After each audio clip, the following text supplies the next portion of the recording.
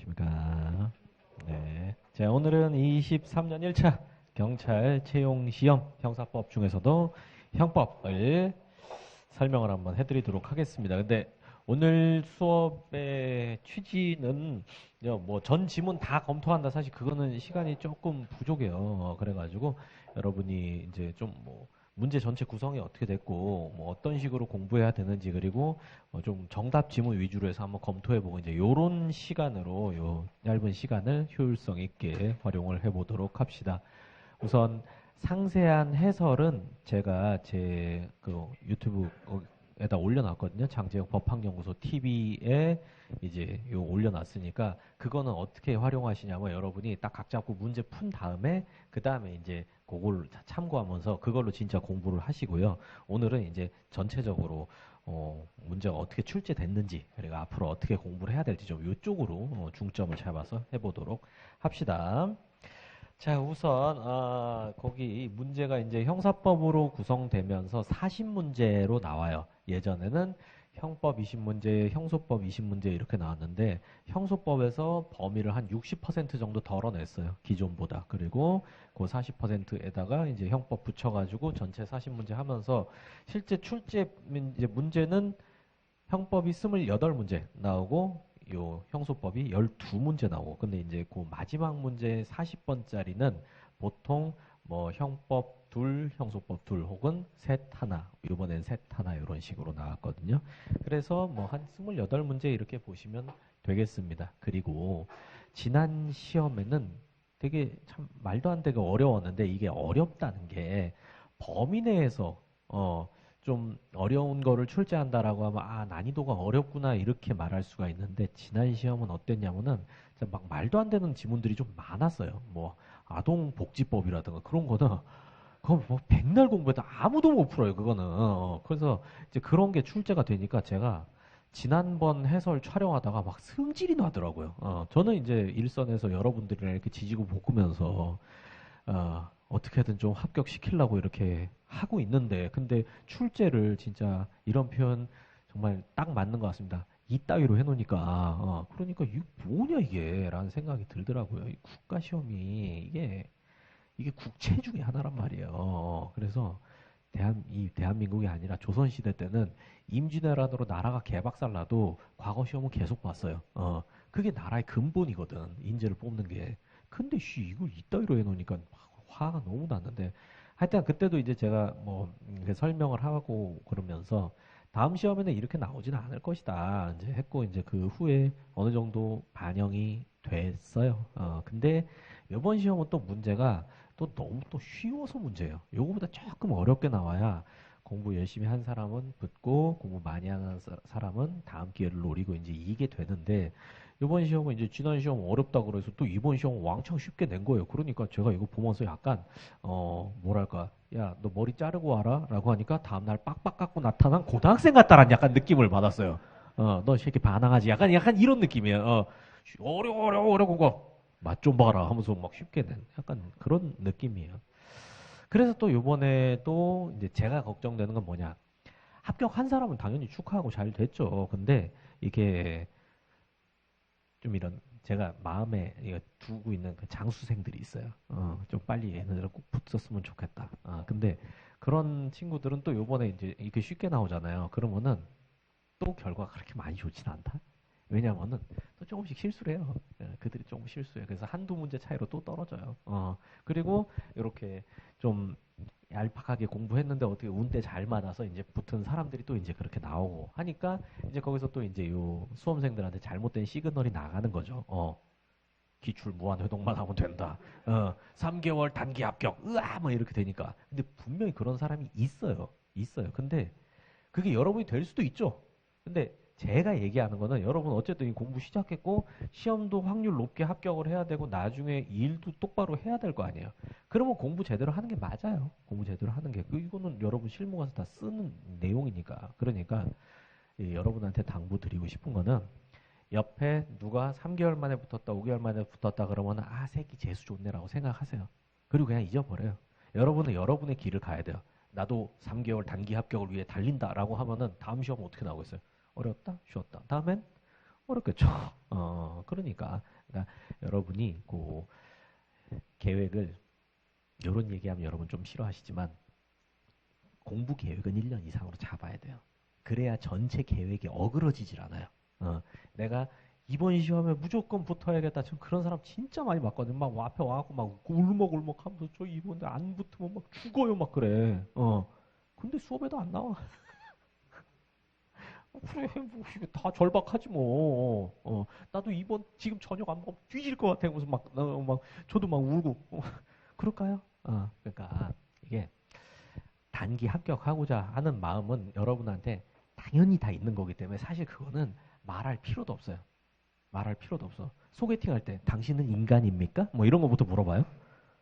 뭐 말할 필요도 없는 거예요. 그러니까 그거는 당연히 마음속에 있는 거고 그러면 단기 합격을 하면서도 합격 확률을 가장 높이려면 어떻게 해야 되는가? 그 얘기를 하고 있는 거예요. 그 얘기. 그러니까 여러분 뭐 오래 공부해가고 뭐 수험가에 계속 남아 있어라. 서면에 귀신이 되라. 카카카카 막 그런 건 전혀 아니니까 이제 여러분 개인별로 이렇게 계획을 잘 세워서 공부하시고요.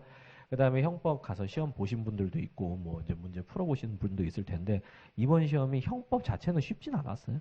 쉽지 않았어요. 꽤나 까다롭게 나왔습니다. 그래서 남들은 엄청 쉽다고 하는데 나만 어려웠다라고 하면 여러분이 이상한 게 아니라 그 남들이 이상한 거예요. 그러니까 아무것도 모르는 거야. 그거 걔네들은 글자 다 읽었다. 졸라 쉬운데 뭐 이렇게 한 거야. 그러니까 그런 거 신경 쓰지 마요. 신경 쓰지 마. 그래서 이번에는 진짜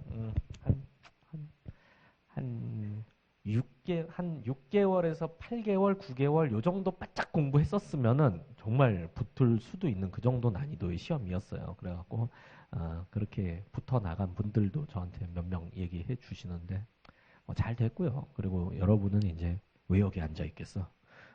그러니까 여러분들은 그냥 또 여러분의 순서가 올 것이다라고 생각하고 묵묵히 하다 보면 언젠가는 와요.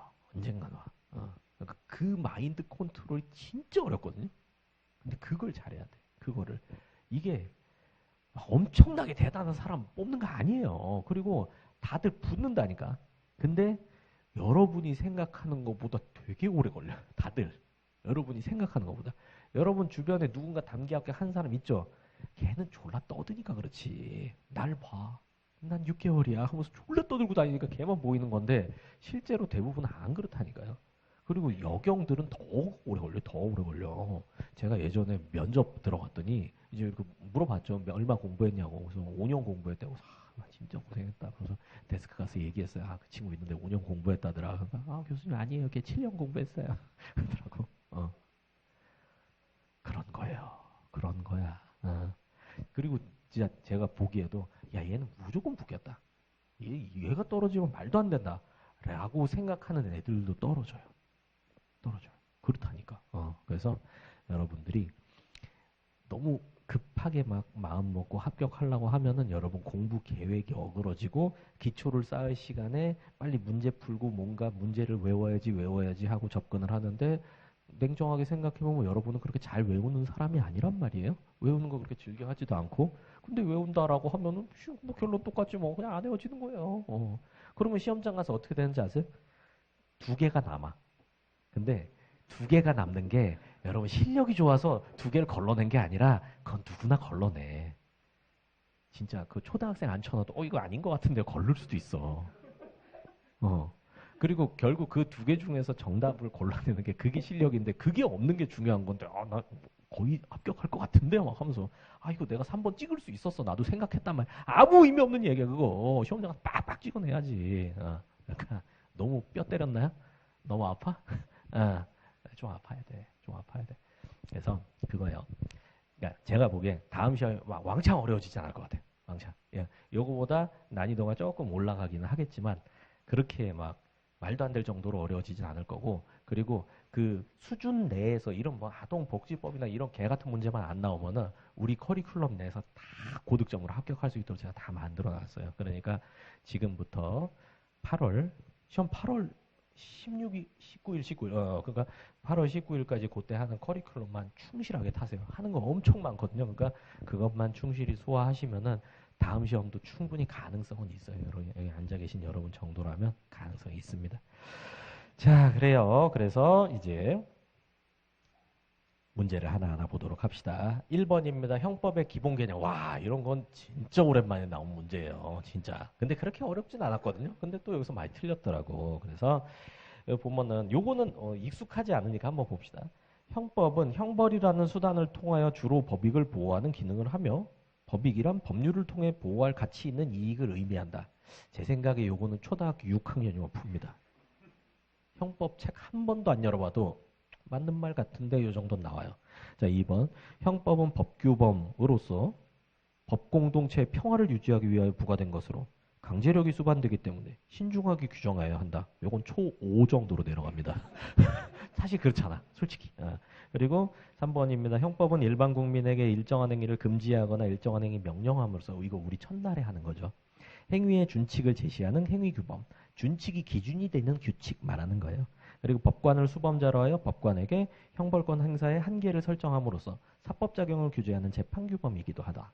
그래서 법관, 여기도 이제 그 죄형법정주의의 보장적 기능과 관련된 거예요. 그래서 보호적 기능은 이 뭐 예를 들어서 살인죄면 사형이다를 규정함으로써 우리의 생명을 보호하는 기능을 하는 거고, 이제 뭐 예를 들어 절도죄는 6년 이하다 이렇게 규정해 놓으면은 범인이 아무리 절도죄를 저지르더라도 법관이 6년 이상으로 징역을 선고할 수는 없다. 그게 보장적 기능.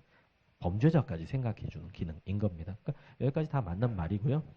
그 다음에 4번 형법은 보호적 기능과 보장적 기능을 모두 가지며 어느 한 기준을 강조하면 다른 한 기능은 함께 강화되는 게 아니라 이제 강화가 약화되는 반비례 관계에 있다라는 거예요.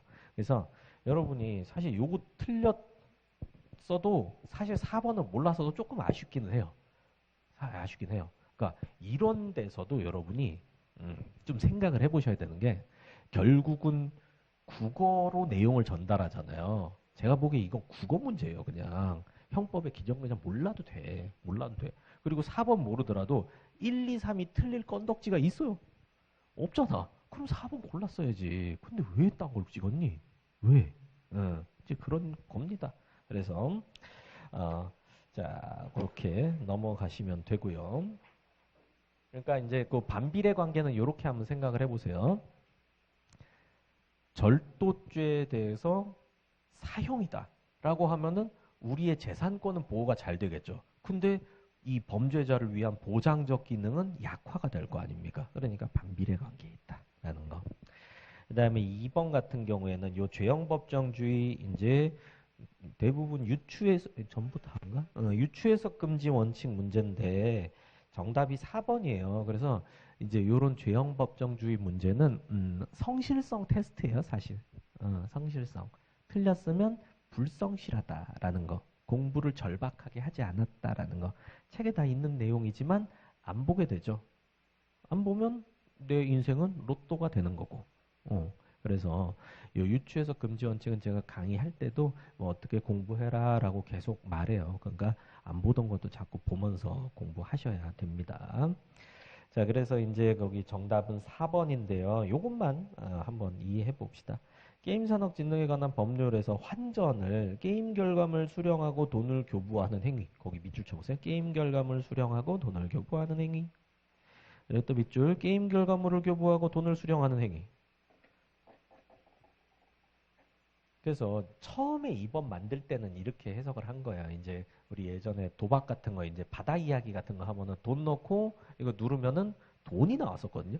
그러니까 이거 완전 도박이에요, 완전. 그러니까 이제 그거를 금지하니까 어떻게 했냐면 돈을 넣어요. 그리고 이제 나오는 건 상품권이 나와요. 상품권이나 카드 같은 게 나와요. 근데 이 카드는 돈이 아니잖아. 근데 그 옆 가게 가면 돈으로 바꿔줘요. 돈으로 바꿔줘. 그게 이제 일본에서 빠찡코 그거 할 때 딱 그렇게 하거든요. 그래서 이제 우리는 이제 일본은 그거는 놔뒀고 우리는 그것도 못하게 한 거예요. 그래서 이제 요즘에는 그런 바다 이야기 가게 같은 게 이제 많이 없어졌죠. 근데 이 인간은 이제 뭘 했냐면은 이게 그러니까 여기서 처음에는 이 게임 결과물 수령하고 돈을 교부한 행위니까 그 환전상 처벌을 하고 만든 거예요.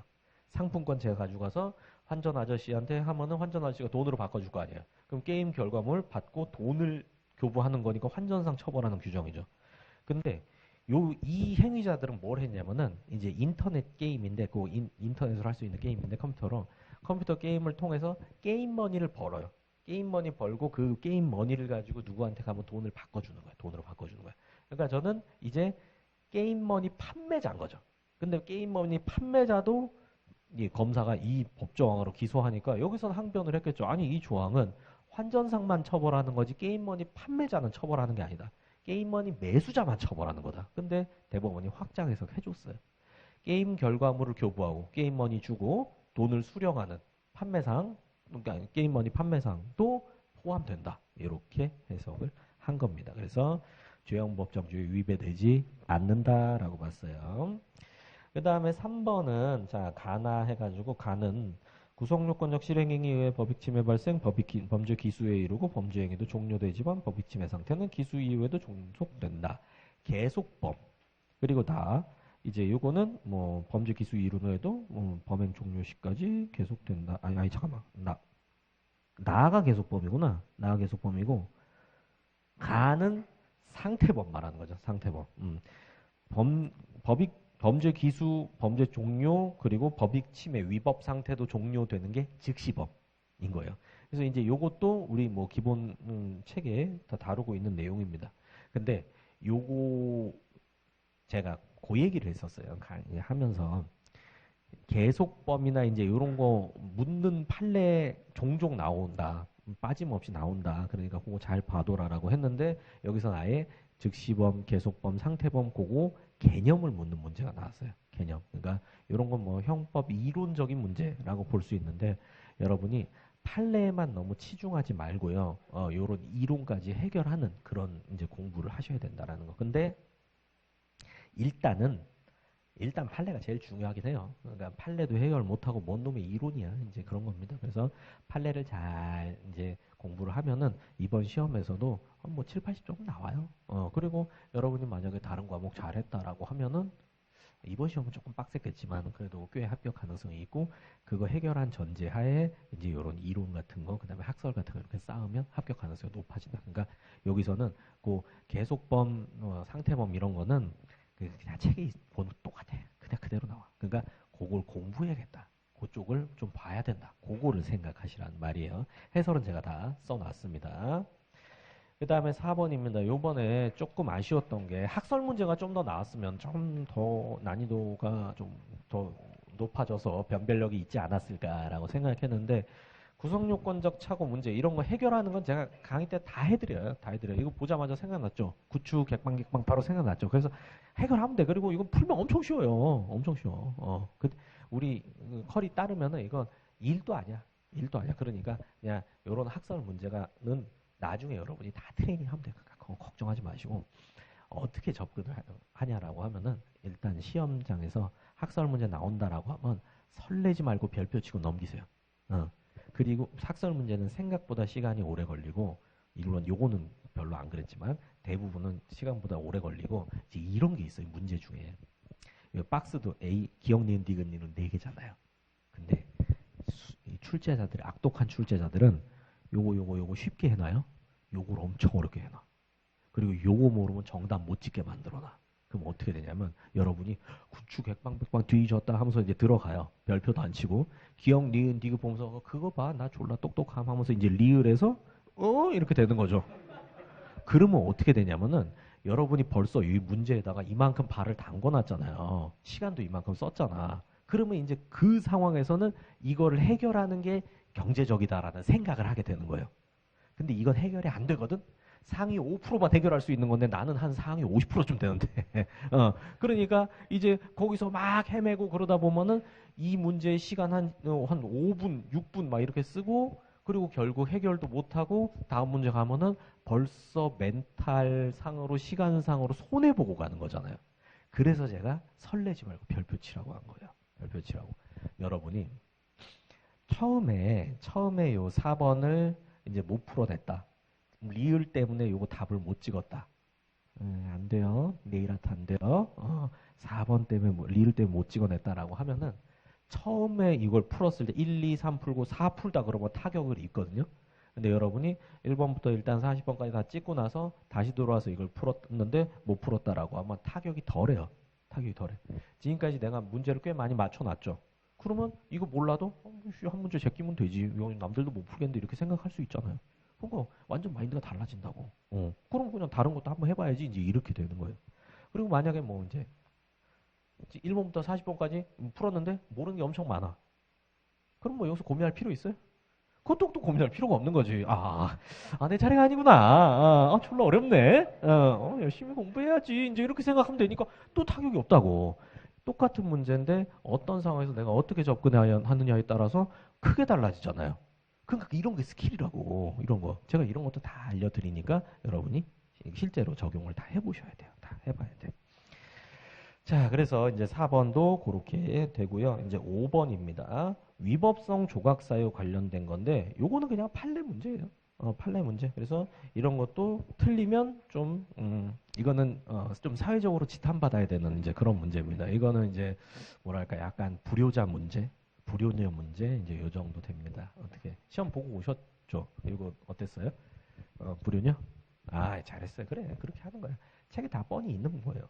그리고 이렇게 4개 중에서 모르는 판례가 하나 정도는 있을 수가 있어요. 여러분이 진짜 열심히 하더라도. 근데 이런 거를 OX로 맞닥뜨리면 어려운데 오히려 사지선다면 쉬워요. 속어법이 가능하니까 나머지 3개로 이건 하나 해결이 되잖아요. 그래서 사실 시험도 저는 오지선다로 해야 된다고 생각하는 사람이에요. 어, 어, 예. 그러니까 예전 사시 막 이런 거 팔지선다 한 거 알아요? 팔지선다. 그러니까 팔지선다는 속어법이 아예 안 돼요.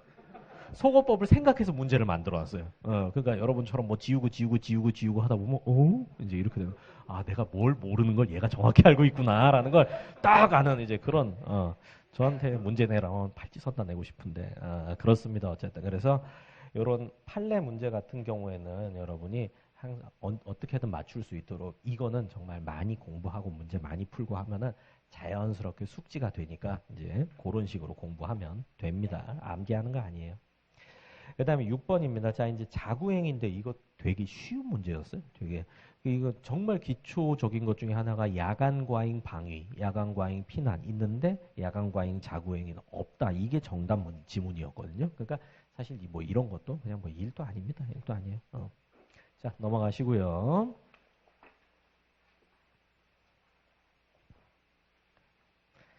그 다음에 7번인데요. 사실 저는 요런 문제는 잘 출제했다라고 봐요. 잘 출제했다. 난이도를 적당히 조절을 한 건데 1, 2, 3번은 되게 쉬워요.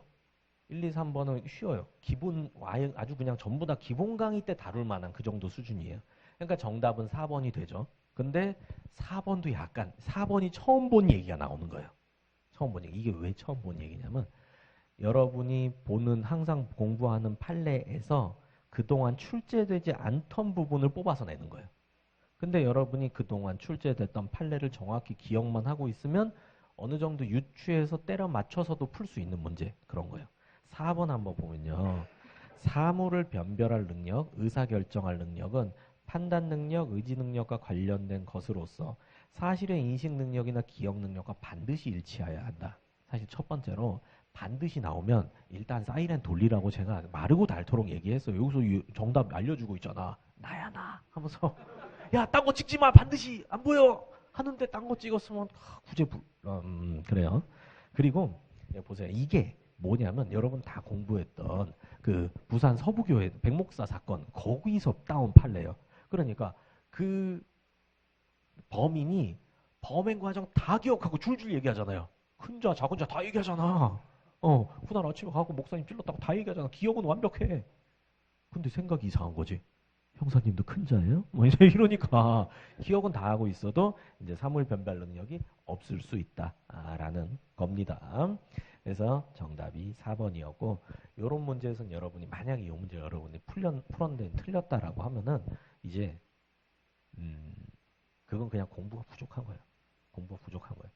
사실 조금만 공부해도 1, 2, 3은 분류할 수 있어야 돼요. 이런 문제라면. 그러니까 여러분이 이 문제 안 풀었으면 그렇게 풀면 되는구나 생각하시고 이 문제 만약에 풀었는데 내가 틀렸다라고 하면은 공부를 다시 점검을 하셔야 돼요. 내가 지금 뭘 하고 있는 것인가 라는 걸 생각해 보셔야 됩니다. 자, 이제 8번입니다. 강요된 행위인데요. 여기는 뭐 1번, 2번 늘 나왔던 거고요. 3번도 그냥 판례예요. 이거 책에 그냥 뻔히 있는 그 칼기 폭파 사건 김현희에 관련된 판례거든요. 그래서 이런 것도 난이도 뭐 하 정도의 문제입니다. 이런 거는 우리가 뭐 보고 할 필요도 없어요. 보고 할 필요도 없어요. 그냥 판례 결론 알면 푸는 문제니까 걱정하지 마세요.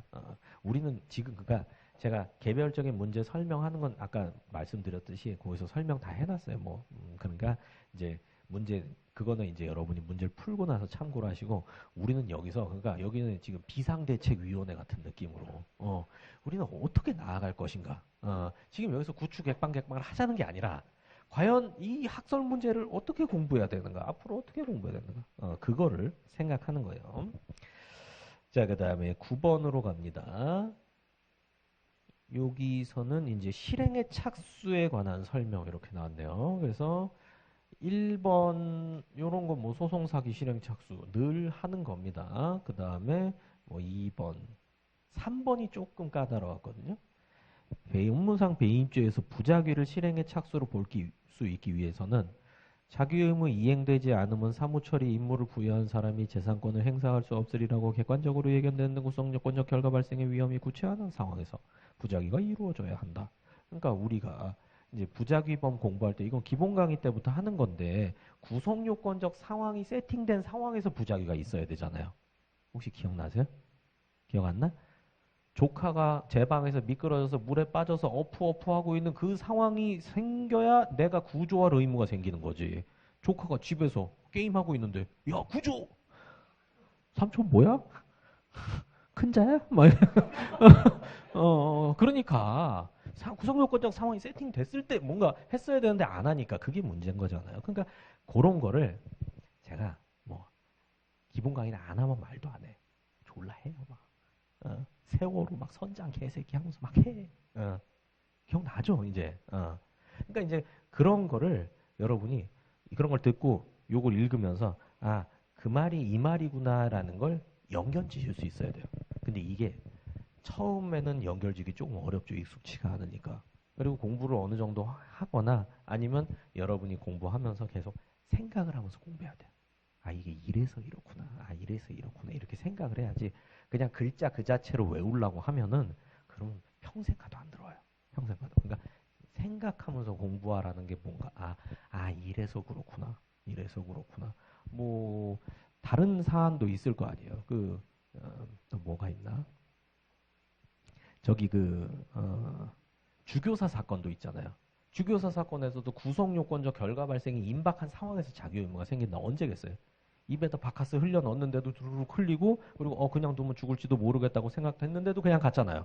그러니까 거기서 그냥 가버렸으니까 그때 살인에 대한 미필적 고의도 있는 거고 자기 의무 있었는데 그냥 갔으니까 부작위에서 그게 부작위에 의한 살인죄가 되는 거잖아요. 그러니까 그 기본 강의에서 했던 내용을 그렇게 조금씩 생각을 해보고 또 이런 이제 그리고 뭐 여러분 질책하려는 거 아니에요, 여러분. 이런 문제를 보면서 요렇게 조금씩 응용돼서 나오는구나. 조금씩 생각하면서 공부해야겠다. 여러분이 방향을 잡는 거죠. 그리고 이런 3번 같은 지문이 기출 문제만 디립다 본 사람 걸러내는 지문이에요.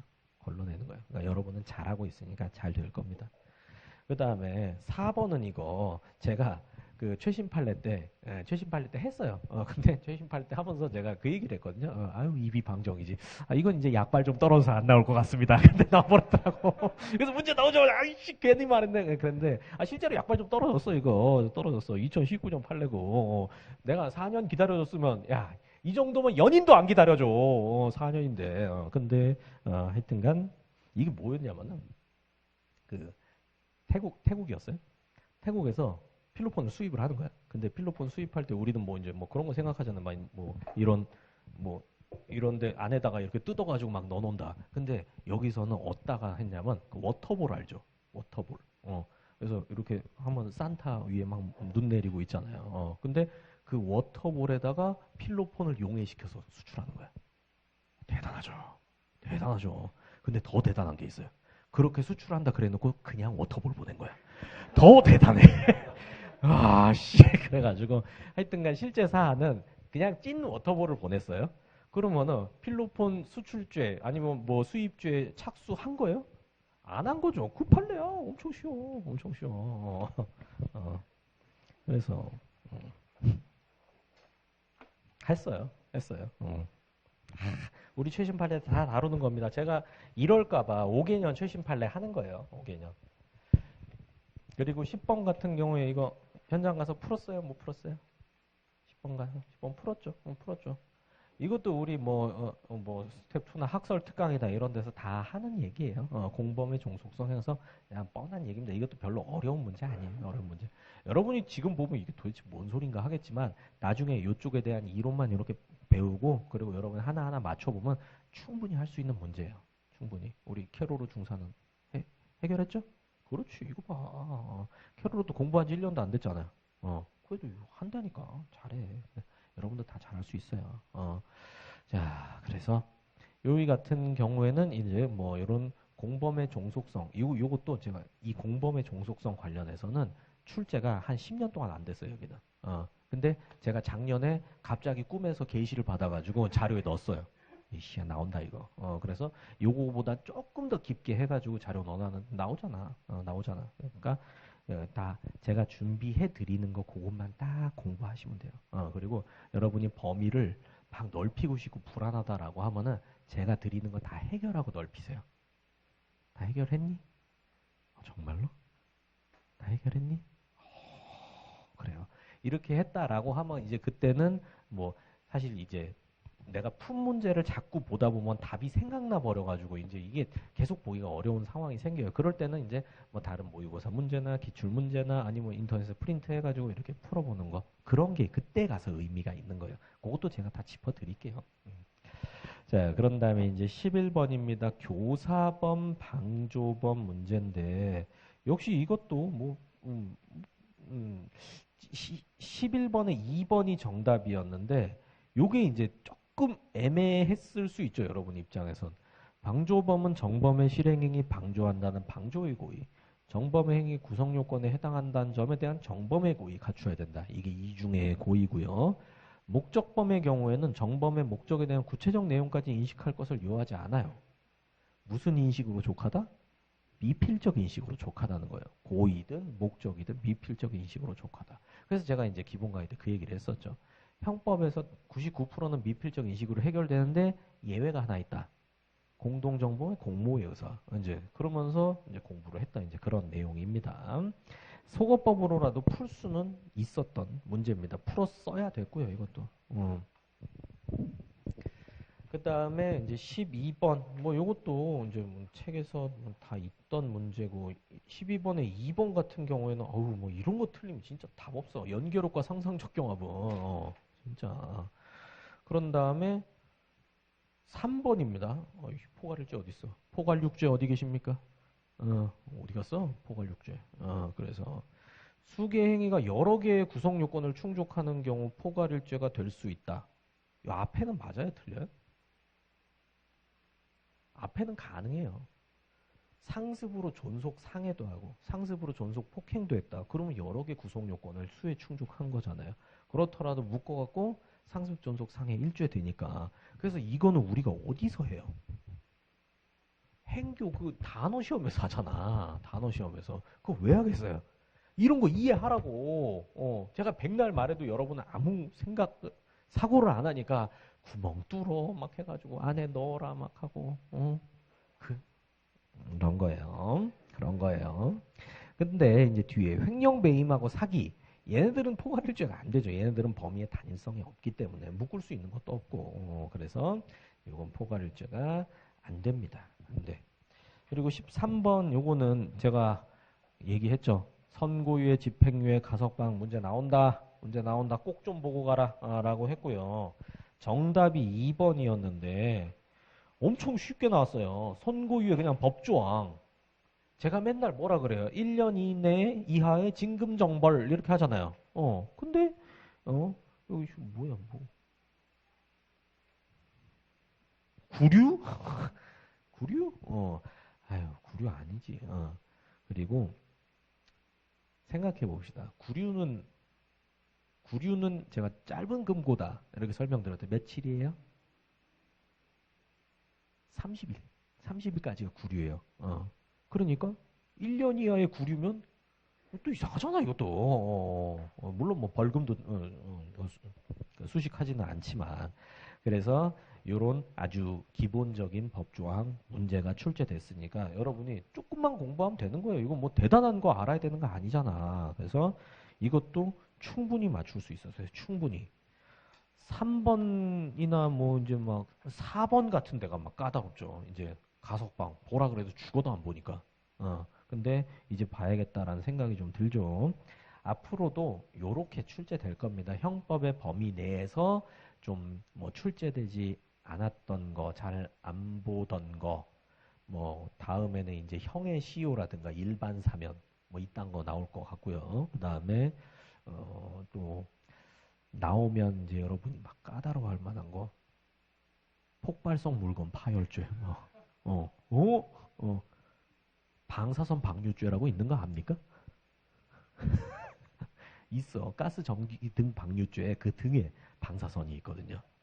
그러니까 이제 막 그런 걸로 넣어가지고 이제 사람을 좀 당황스럽게 만드는 거. 이제 그런 게 있을 수가 있는 거죠. 근데 그런 거는 그 물론 여러분이 뭐 형법에 있는 것만 다 알고 어떻게 보겠습니까? 그러니까 할 만큼 착실하게 주어진 거 이제 제시되는 거 착실하게 공부하면은 할 수 있어요. 할 수 있어. 그리고 자 이제 14번입니다. 아유 뭐 이런 거 뭐 틀리면 뭐 속상하죠. 뭐 4번 같은 경우에 상습 존속 폭행죄, 반의사 불벌죄 맨날 외우잖아. 쌍좌안이 아니라 좌안. 그렇잖아. 그러니까 이제 맨날 외우는 것들 이제 그런 데서 문제가 나온 거예요. 상습 존속 폭행죄는 이거는 반의사 불벌죄가 아니에요. 그냥 존속 폭행만 이제 반의사 불벌죄가 되는 거죠. 그리고 나머지는 뭐 아유 이런 건 뭐 여기 시간 아까워 논하기가. 그 다음에 15번입니다. 1번 미국인이 프랑스에서 일본인 미성년자를 약취한 경우 이러면 이제 바로 세계주의가 떠올라야 되죠. 그래서 세계주의라고 하면은 외국인의 국외범 첫 번째로 뭐가 있어요? 내외 기통 유문인이 있고 그 다음에 대한민국에 대한 대한민국 국민에 대한 범죄가 있고요. 그리고 이제 그 외국인의 국외범 중에서도 진짜 세계주의는 이제 통화 관련된 죄죠. 통화 관련된 죄는 이제 외국 통용 외국 통화 위조죄랑 이렇게 조합이 돼가지고 정말 어디서 발생했던 것든 우리나라 위조죄, 변조죄 적용할 수 있다라는 거. 그 다음에 이제 약취유인죄가 거기 있잖아요. 그러니까 요거 돌아가면서 나와요. 이거는 약취유인죄 세계주의다. 그 다음에 외국 통용 외국 통화죄 세계주의다. 돌아가면서 나오는 수준이에요.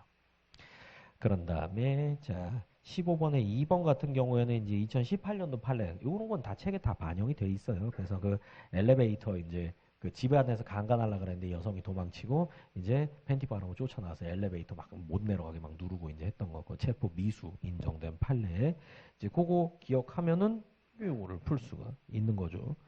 뭐 그다음에 4번 와 진짜 이런 거 못 풀면 진짜 속상하다. 제가 맨날 이거 그리잖아요 여기.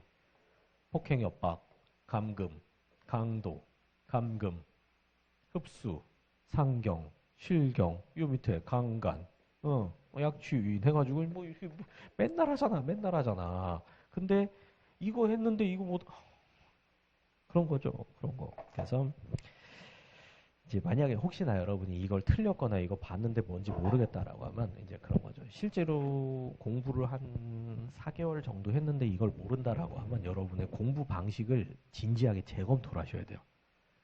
들어오는 걸 여러분이 머릿속에 입력을 못 하는 거예요. 근데 그 입력 못 하는 게 여러분 개인의 문제가, 그러니까 개인의 무슨 능력 부족이라기보다는 대부분 뭔가 방법이 잘못돼서 그래요. 방법이.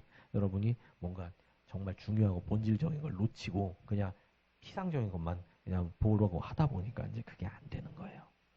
그리고 여러분이 좀 아직 한 번 기본 강의 조금 듣는 수준인데 이거 모르겠다. 그러면 그 원래 그래. 원래 그래. 법학은 그냥 다 휘발되거든요.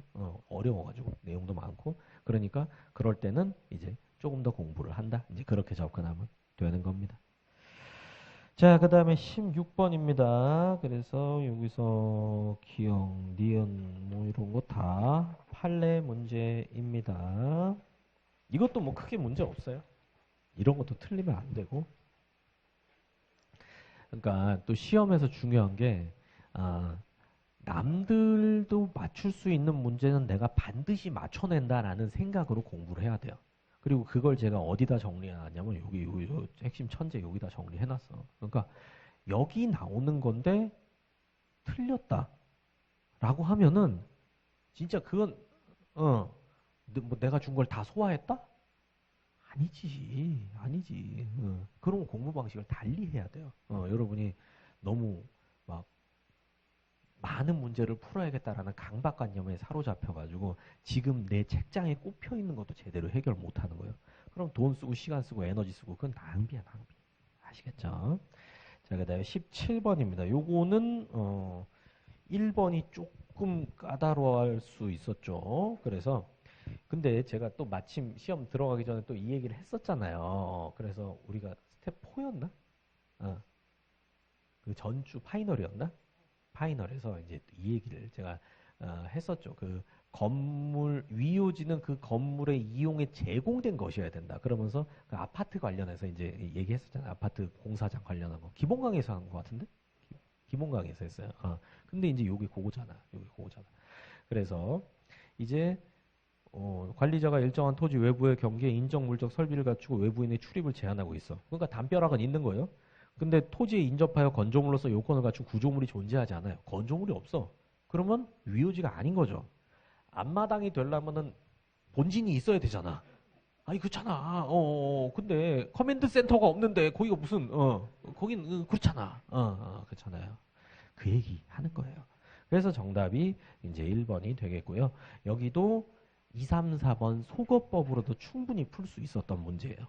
만약에 여러분이 이제 요거를 또 실수를 했다라고 하면은 이제 수험 스킬의 문제를 좀 다 잡아야 될 필요가 있어요. 나머지 판례는 뭐 기본 강의나 그런 데서 다 하는 거니까 걱정하지 마시고요.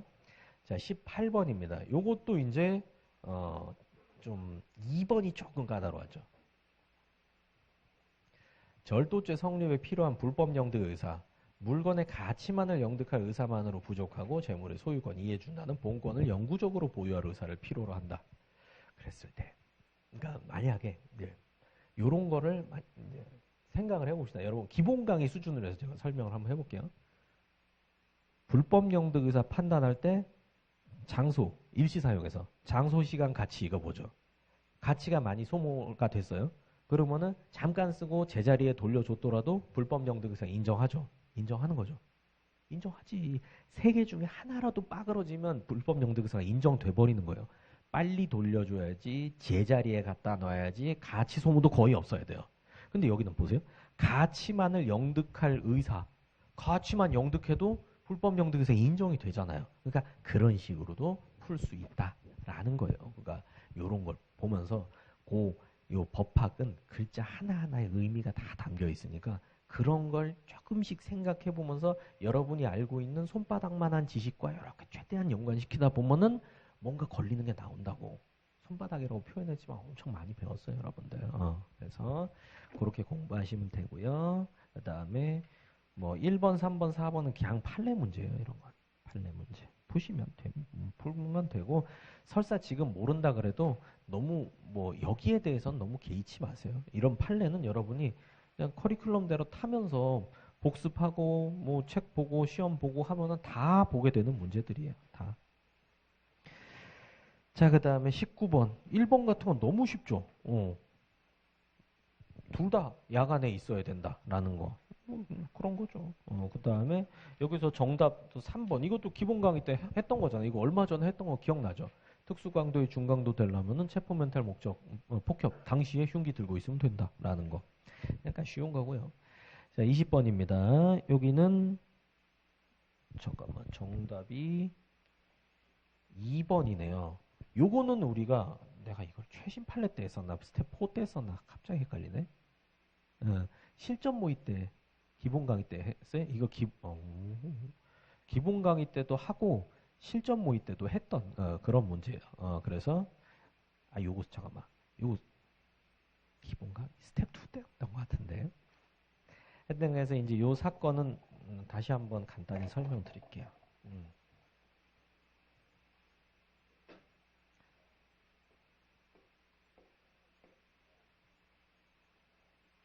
이제 얘가 범인이에요.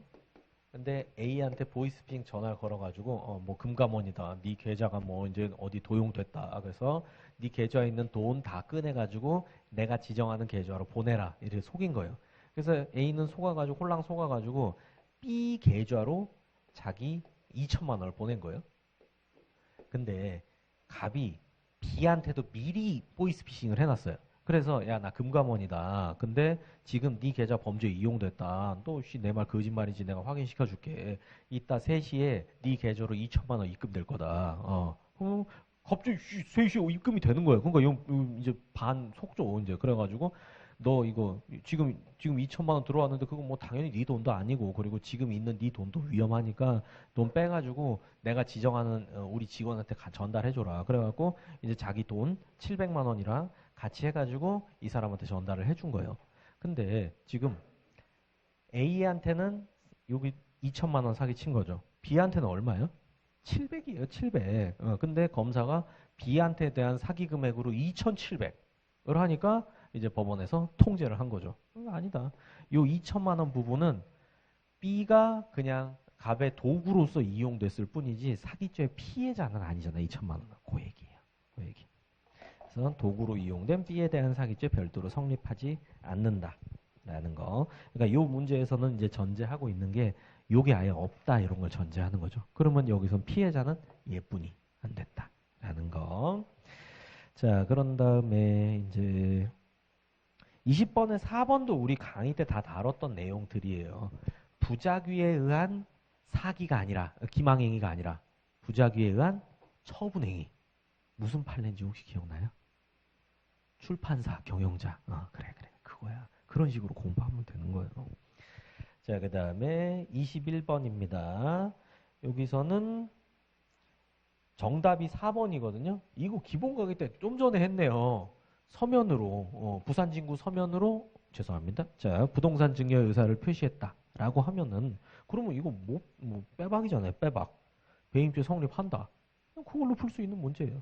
설사 1, 2, 3 다 모른다 하더라도 4번은 알아야지. 풀어냈나요? 잘했어요. 잘했어. 이렇게 하는 거야. 그렇게 하는 거야. 자, 그런 다음에 이제 뭐 2번도 그렇고 1, 2번이 나름 최신 판례를 하기는 쓰긴 했는데 2020년도 판례였어요. 그래서 이번 시험 출제된 거를 보면 23년 판례, 당해년도 판례는 안 나왔어요. 그거는 사실 맞는 거예요. 그렇게 출제해야 돼. 당해년도 판례까지도 시험 직전에 나온 판례까지도 뭐 여러분이 어떻게 봐요? 제가 예전에 어디서 보니까 시험 전날 막 판례 막 그런 거 막 업데이트하고 어떤 분이 그러시던데 저러면 수험생들이 혼란스러울 텐데라는 생각을 한 적이 있었습니다. 이게 그러니까 시험 전날 판례가 변경됐어요. 그러면 그게 출제가 됩니까? 출제가 물리적으로 안 되지. 왜 벌써 인쇄됐는데 야 복사기 돌려 금지 중지 뭐 이거 할 수는 없잖아. 그러니까 예. 그리고 이제 그거보다 좀 더 넓혀갖고 당해년도 판례는 그렇게 잘 안 나와요. 당해년도 판례. 근데 당해년도 판례 중에서도 만약에 3월 시험이다 그러면은 1, 2월, 3월 초에 나온 판례는 진짜 중요한 거 아니면 안 나와요. 진짜 중요한 거 아니면. 그리고 우리는 이제 요 작년 판례 해가지고 엄청 중요한 거 있었잖아. 동기설 폐지된 거. 근데 안 나왔잖아요. 그러니까 그것도 나름대로 신경 써서 낸 거지. 이거 너무 임박해서 이제 나온 거다. 이제 이렇게 한 거지. 그러니까 그런 출제 방법은 옳아요. 근데 이제 여러분이 8월 시험을 본다라고 하면은 올해 초에 변경된 나온 판례도 충분히 출제될 수가 있는 거예요. 그때 제가 다 정리해 드릴 거예요. 그 다음에 이제 22번 같은 겁니다. 요거는 이제 정답이 2번, 나름 최신 판례가 정답이었는데, 일단 뭐 이것도 소거법으로 다 풀 수 있는 수준의 문제였고요. 그리고 2번 봅시다. 다른 사람의 소유물, 본래 용법에 따라 무단으로 사용 수익하는 행위. 딴 사람 토지에 허락받지 않고 건물을 지은 거란 말이에요. 그러면 이제 건물 토지 소유자 입장에서는 내 땅의 효용을 누리지 못하게 했으니까 이거 손괴다라고 했는데 결국 법원이 손괴 아니라고 봤어요. 땅은 그대로 있잖아 또 생각해 보면. 그래서 이제 그 재물손괴죄를 구성하지 않는다라는 게 정답이었습니다. 그리고 이제 23번 요 1번이 요게 그거였나? 그래 23번 요런 거 좀 잘 생각해 보세요. 요런 게 좋은 문제야. 앞으로 또 나올 거예요. 자, 공용건조물 방화죄를 범할 목적으로 예비 음모한 후 목적한 죄의 실행에 이른 후에 수사기관에 자수했다. 라고 하면은 방화죄 예비 음모 실행에 이른 후 그러니까 실행 착수했으면서 예비 음모 언급하는 것부터가 아주 불순해요, 문제가. 그러니까 여기서 한 3분의 1을 낚인다고. 이게 어떻게 되냐면은 우리 보세요. 필요적 감면부터 해서 필감경, 임감면, 인간경 해가지고 이제 두 문자 있죠? 장본, 인이, 중지하고 자수 할 때. 근데 요 자수가 각칙상 자수가 뭘로 구성이 되냐면은 착수, 전, 자수. 그래서 두 문자 뭐예요? 내외, 사방으로 가스통, 폭발. 하면 이제 자 재판 확정 전 자수 재판 확정 전 자수 해가지고 이거 두 문자 뭐예요?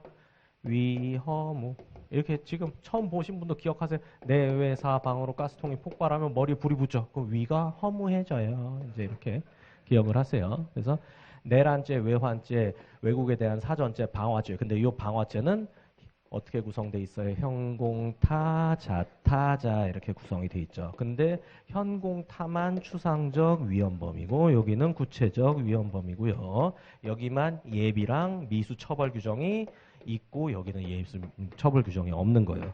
그래서 자연스럽게 착수전 자수니까 얘네 셋만 의미하는 거겠죠. 착수전에 자수했을 때 깎아주는 건 예비 처벌 규정이 있다는 걸 전제로 하고 있으니까 이렇게 흘러가는 거예요. 근데 여기는 예비 음모한 후 하니까 이제 이거 설레가지고 바로 여기로 가는 거예요. 그래서 아 나 졸라 잘함 그럼 낚인 거예요. 현공이잖아요. 근데 목적한 죄의 실행에 착수했으니까 이건 아무 의미 없어요. 아무 의미 없다니까 어디로 가야 되냐면 여기 면제에서 여기 사과해도 자수가 불능하니 여기 총칙상 자수죠. 총칙상 자수. 총칙상 자수는 임의적 감면이잖아요. 그래서 여기서 자수한 경우 형을 감경하거나 면제할 수 있다. 그러니까 동그라미 이렇게 되는 거죠. 그래서 여기는 결국 이거 적용이 되는 거지만 이것도 염두에 두고 출제를 한 거잖아요. 그러니까 혹시 이걸 물어보면 이걸 할 수 있어야겠죠. 이거 1번 하고 틀렸다라고 판단한 학생은 공부를 많이 하기는 했는데 조금 부족했던 거죠. 조금. 그래서 필요적 감면이 아니니까 틀렸다 이렇게 하면 조금 아쉬운 거죠. 낚여서. 그 다음에 2번입니다. 자, 주거로 사용하지도 않고 사람이 현존하지도 않은 타인 소유의 자동차니까 여기서는 타인 소유 일반 건조물 등에 해당돼요. 현공타, 자, 여기 타에 해당되는 거예요. 타인 소유 일반 건조물 등이니까 추상적 위헌범이죠. 그러니까 공공의 위험은 구성 요건이 아니란 말이에요. 근데 자, 여기 보면은 공공의 위험이 발생하지 않았더라도 방화죄는 인정된다. 이렇게 가서 2번이 틀린 거죠. 그 다음에 이제 만약에 이제 여기서 이제 1번을 요 흐름대로 잘 파악했으면 1번 정답 찍을 수 있었는데 이제 1번은 대부분 여러분 시험장에서 헤맸을 거예요. 그 다음에 이제 2번 보고 이런 사고 과정도 사실 거치지 못했을 거예요. 대부분. 왜냐? 준비가 안 돼 있어서 그래요. 준비가 안 돼 있어서. 근데 여러분이 진짜 도끼가 바짝 올라서 공부 많이 했다라고 하면은 이런 게 떠올라요. 떠올라. 내가 시험장에 가가지고 요런 게 안 떠올랐다라고 하면은 아직 공부가 부족한 거예요. 부족한 거예요. 다 책에 있고 다 수업에 있는 내용이지만 이게 막상 갔을 때 안 떠오른다라고 하면 여러분이 조금 더 실력을 쌓아야 되고 좀 더 어려운 문제 이렇게 풀어보고 생각해보고 하면 돼요. 자, 그렇습니다. 아이고, 아이고. 힘들죠? 힘들죠? 저희 이따 6시에 또 수업이 있거든요. 어, 어떡하지? 어떡하지? 벌써 눈이 침침한데? 자, 그래서, 다른 분들은, 다른 과목 교수님들 이렇게 저처럼 불평불만을 하진 않으시죠? 어, 안 해? 진짜 한 명도 안 해요? 누가 하세요? 어떤 과목? 문자라도 좀 보내게. 나도 공감 좀 하자. 안 해? 안 하는 것 같아. 경찰 교수님? 아, 어. 형소법 교수님은 뭐 힘이 넘치신다고. 기계, 잃을 거야, 너. 어, 어, 어. 아니, 어떻게, 뭘 드시나, 뭐 좋은 걸 드시나. 하여튼, 그렇습니다. 그리고, 우리 이제 24번 가봅시다. 1번 뭐, 이런 거 틀리면 이거 답도 없는 거예요. 답도 없는 거. 그 다음에 2번도 쉬운 거고, 여기 24번도 별로 어려운 문제 하나도 없어요. 하나도 없어.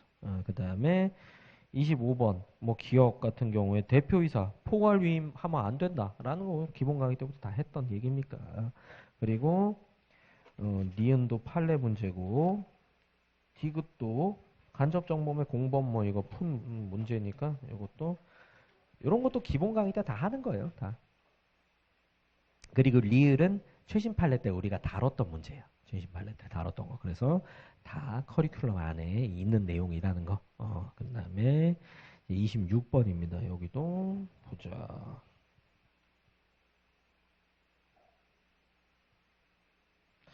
26번도 별거 없어요. 별거 없어. 3번은 제가 요거 위계공지 수사방해행위 위계공지방 이거 나온다 계속 얘기했는데 드디어 나왔네요. 저는 그거 4개로 문제를 하나 묶었으면 하고 기대를 했는데 그거는 아니었지만 이제 나왔네요. 그 다음에 이제 4번 같은 경우는 이제 그런 거예요. 요게 여러분이 공부를 하다 보면 제가 책에다가 이렇게 정리를 해놨죠. 이렇게 해서 이론 정리해놨고 개별 판례 정리해놨잖아요. 근데 여러분이 공부하다 보면 자꾸 이것만 봐요. 이게 재밌으니까. 재밌으니까. 유죄, 무죄 하면 재밌잖아. 쉽고. 골프장 여기서 실제 사건이 그거였거든요. 골프장 그 문 이렇게 봉인돼 있어서 아무도 못 들어가게 해야 되는데 사장이 자 오늘부터 골프장 개장합니다. 그래서 손님들이 뭐 회원 이용해야지 하면서 들어가서 그래서 이게 부작위에 의한 공무상 표시 무효죄 그거 판례거든요. 근데 이게 여기 있는 건 잘 안 봐. 잘 생각을 안 해. 그리고 여기 골프장 뭐 이것만 보는 거예요. 그러니까 이제 여러분이 공부할 때 좀 위에 있는 이론도 이렇게 보고서 요게 어디랑 관련이 있구나. 요게 어디 판례랑 관련이 있구나. 그런 것도 조금 생각해 보세요. 제가 그런 거 이제 힌트가 판례 번호가 이렇게 달려 있거든요. 그러니까 그런 거 해가지고 조금씩 생각해 보세요. 그러면 여러분 실력이 또 많이 늘 거예요. 제가 왜 이론을 요 위에다 빼놨냐면 이 이론은 이 사건뿐만 아니라 다른 사건에도 적용될 수 있기 때문에 여기 뽑아놓은 거예요. 근데 이 이론이 여기에 딱 찰떡처럼 이렇게 맞아 붙긴 하겠죠. 그 사건의 이론이니까. 이렇게 위에도 좀 공부하시라. 아이고.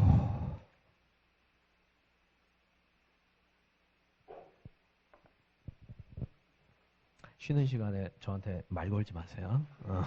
말 걸지 마세요. 진짜 30분만에 입 다물고 좀 있어야겠어요. 너무 힘들다. 자, 그 다음에 이제 27번 기억. 증거위조죄에서 증거는 뭐 이렇게 널리 어떤 사실을 입증할 수 있는 그런 거면은 전부 다 증거위조죄 증거가 된다라는 게 있고 니은도 엄청 쉬운 거고요. 와, 디귿 나와서 저 또 즐거웠잖아요. 모해유증죄 제가 외우라고 노래를 엄청나게 불렀어요. 거의 막 비트 위에서 춤을 췄지 제가. 근데 나왔잖아. 그 중에서도 모해유증죄 중에서도 제일 어려운 수준의 지문이 딱 나왔죠. 우리 캐로로 중산 당연히 맞췄겠죠? 틀렸어요? 이것 때문에 틀렸니 혹시? 아이고, 제가 그때 어떻게 설명했는지도 기억나죠? 이게 요 모해 위중죄인지 요게 우리 공범과 신분에서 공부할 건데 스텝 2는 조만간 느낄 거예요. 스텝 2 조만간 학설쇼 말미에 이게 나와요. 그리고 학설 특강에서도 했고, 그러면서 제가 이제 요거 나오면 어떻게 푸는지도 다 알려드렸어요. 31조 1항은 공범의 종속성이니까 연대 독립 중에서 어느 쪽이에요? 공범의 종속성. 그냥 여러분 배경 몰라도 한번 생각해 보세요. 31조 1항은 공범의 종속성이야. 종속성. 그러면 정범이랑 공범이랑 뭔가 연대해서 같이 가는 느낌이에요? 각각 독립적인 느낌이에요?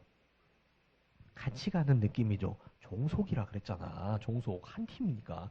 그러니까 31조 1항이면은 제가 그 외우라고 한 게 그거였거든요. 정범은 단순위증죄, 공범은 모해위증죄 교사범. 그러니까 31조 1항이 우선해서 적용되면 공범도 뭘로 처벌돼야 돼요? 단순위증죄 교사범으로 처벌돼야 맞지. 그리고 33조 단서는 뭐예요? 연대 독립 중에서 독립이잖아. 그러니까 이거 31조 우선 적용돼야 된다는 거는 교사범 변호사가 변론한 거고. 그리고 법원에서는 아니야 너한테는 33조 단서가 우선 적용되기 때문에 정범이랑 공범이랑 각각 쟤는 단순위증죄 너는 모해위증죄 이렇게 되는 거야 라고 제가 말했던 건 기억나죠? 솔직히 말했던 건 기억나죠? 어? 그러니까 여기서 저는 면책됩니다. 무과실이야 나는. 예, 아니야 제가 머리에 더 때려넣지 못한 저의 과실이 불찰이 있다고 봅니다. 제가 지금 하나 기획하고 있는 게 있어요. 장지혁 빠따반이라고. 진짜 빠따 치려고요, 진짜. 머릿속에 집어넣으면 되잖아. 집어넣으면 되잖아. 각서 쓰고, 각서 쓰고. 제 생각에 뭐 위법성 조각은 안 될 것 같지만, 각서 쓰고 해야 되겠어요. 그래서 일단 조만간 여러분들한테도 찾아올 겁니다. 일단 저기 행정법부터 한번 살살 돌려보고, 돌려보고 그 다음에 형사법도 이제 좀 돌리고 하면서. 해야 돼. 그러니까 27번 이런 디귿 같은 문제를 문제가 이제 제 입장에서 너무 아쉬운 거예요. 너무 아쉬운 거야. 이거 봐.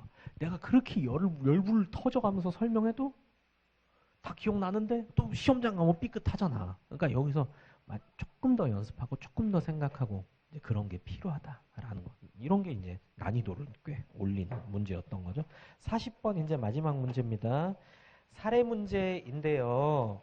이제 제가 역시 또 시험 보기 전에 사례 문제는 계속 얘기를 했어요. 사례, 객관식에서 나오는 사례는 부진정 사례이기 때문에 결국 판례로 다 해결이 된다. 그러니까 판례만 잘하면 이제 해결이 된다라는 거죠.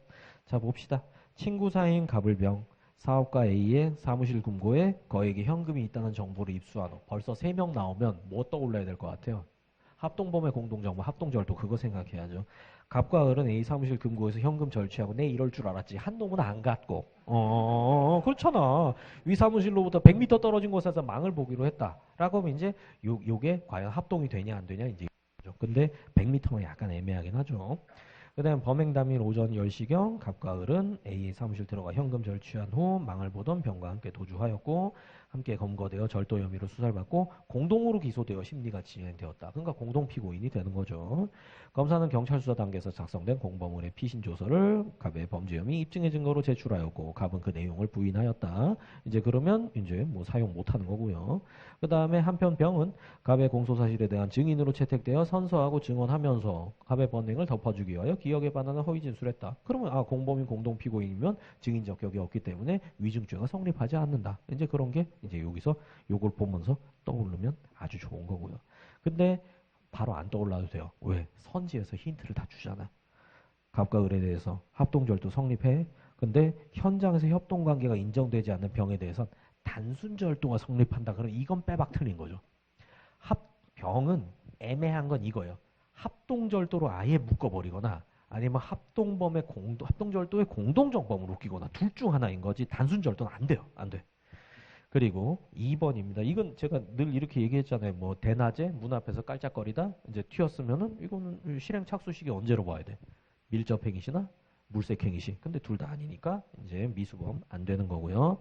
3번 을의 피신조서 을이 법정에서 내용을 인정하면 갑이 내용을 부인하더라도 갑 내용이 부인하면 공소사실 증거로 사용할 수 없다. 이제 이렇게 되는 거고요. 그 다음에 4번 형법 병에 대해서 위증죄가 성립하지 않는다. 공동 피고인이기 때문에 이제 위증죄가 성립하지 않는다. 이렇게 되는 거죠. 참, 계략적으로 봤는데도 시간이 좀 오래 걸렸네요.